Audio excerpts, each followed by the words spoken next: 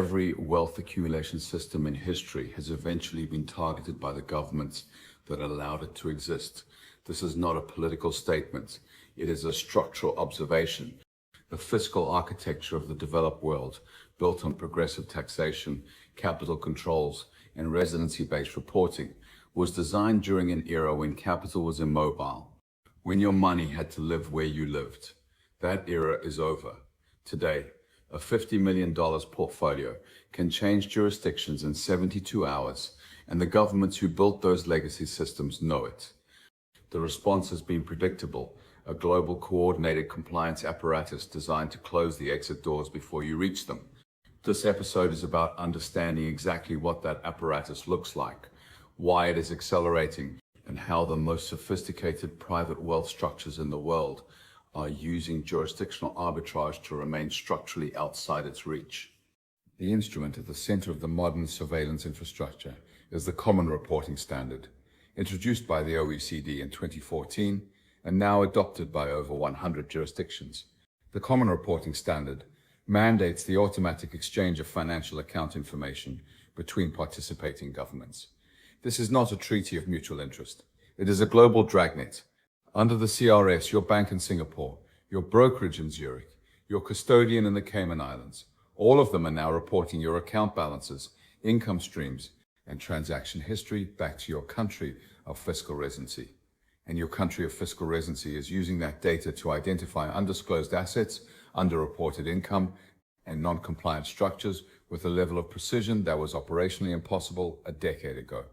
The system's design is deliberately cumulative. It assumes non-compliance as a baseline and flags exceptions. The compliance burden has effectively reversed. You are now presumed to have reporting obligations until proven otherwise. Fiscal residency is no longer a passive legal status. It is the anchor point around which your entire exposure to this apparatus revolves.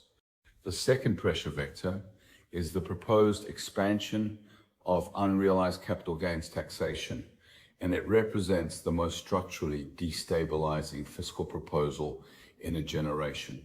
Traditional capital gains taxation operates on a realization principle. You pay tax when you sell.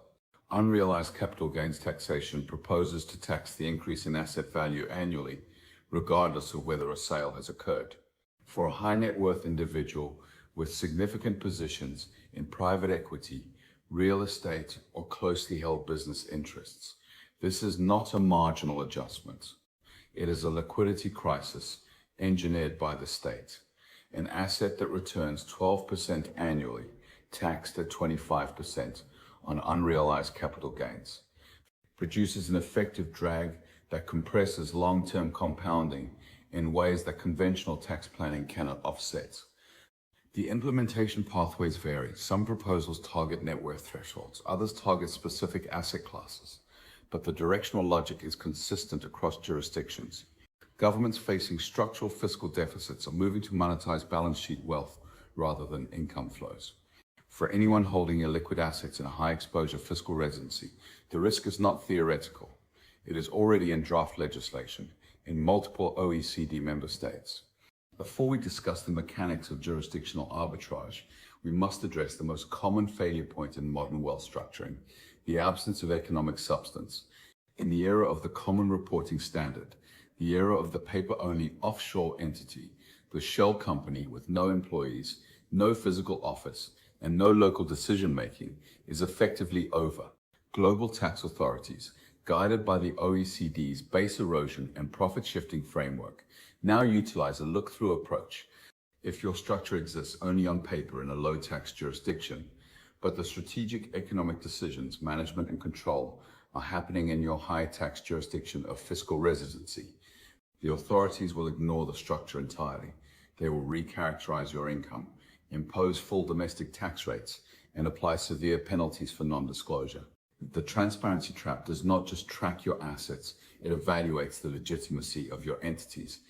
To use a structure successfully in the current regulatory environment, you must demonstrate genuine economic substance, local leadership, local operational costs, and local decision-making authority.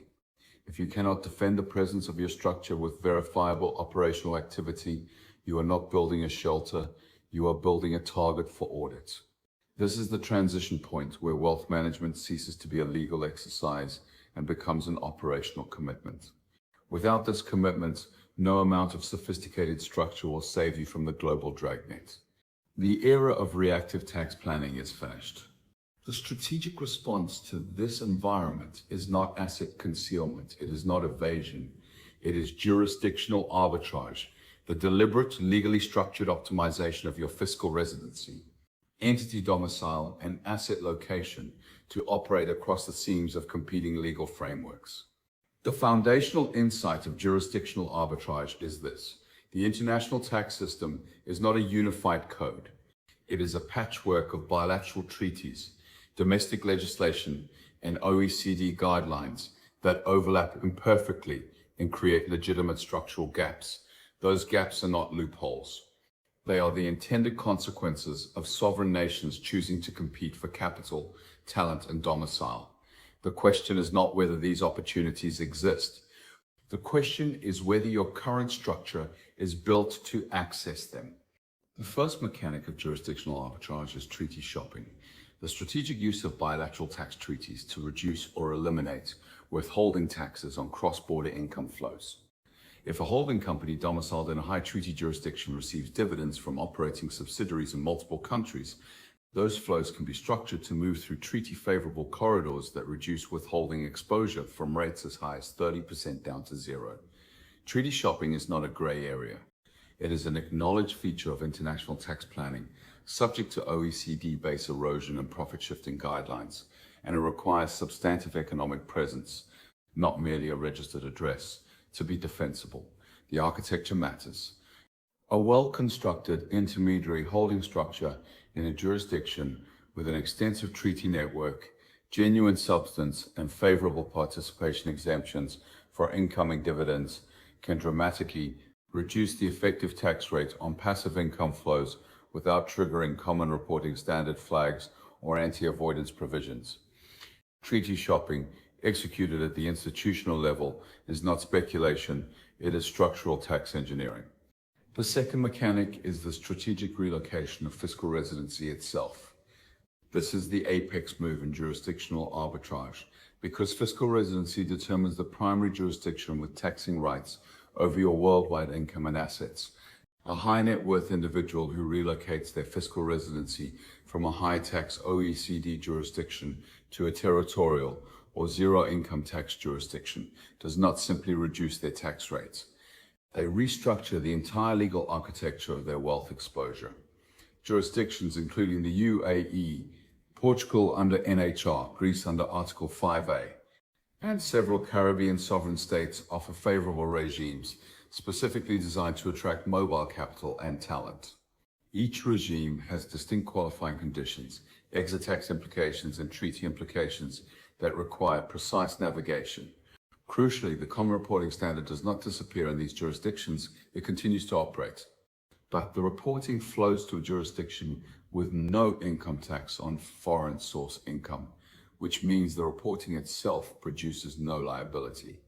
The CRS becomes a compliance formality rather than a fiscal threat. Unrealized capital gains taxes imposed by your origin jurisdiction typically cease to apply at the point of valid departure, making the timing of exit relative to proposed legislation a strategic variable of significant economic consequence. The third mechanic addresses asset-level structuring independent of individual fiscal residency. Private placement life insurance, or PPLI, has become the institutional vehicle of choice for holding diversified portfolios, including alternative assets within a tax-deferred CRS-compliant wrapper. Correctly structured, a PPLI policy separates the economic exposure to the underlying assets from the direct ownership that would otherwise trigger reporting obligations or taxable events.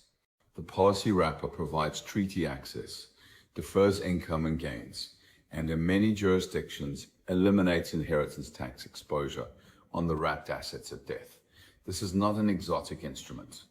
It is a fully regulated, institutionally accessible structure used by family offices across Europe, Latin America, and Southeast Asia, precisely because it bridges the gap between legitimate asset protection and full compliance with the Common Reporting Standard. Treaty shopping through the policy's domicile further optimizes withholding tax on income generated inside the wrapper. The result is a structure that is simultaneously CRS compliant, treaty efficient, and insulated from unrealized capital gains taxation in most jurisdictions of fiscal residency. The mechanics are available. The question is whether your advisors are operating at the level required to implement them.